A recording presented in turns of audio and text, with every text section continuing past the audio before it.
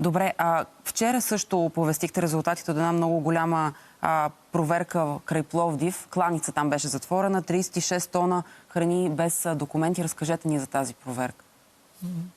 Това също работим по сигнал, който е от доста време. Това, което мога да кажа е, че има изключително занижение на хигиената. Това, което видяхме, е потресаващо. Може ли да го опишете?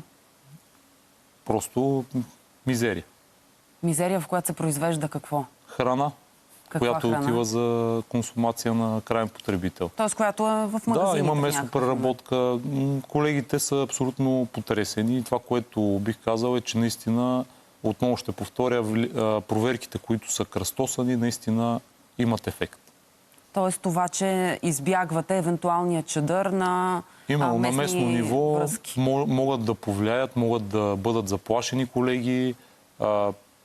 Това също забелязваме. Бих споменал и случая в Враца, който беше с детски градини и ясли.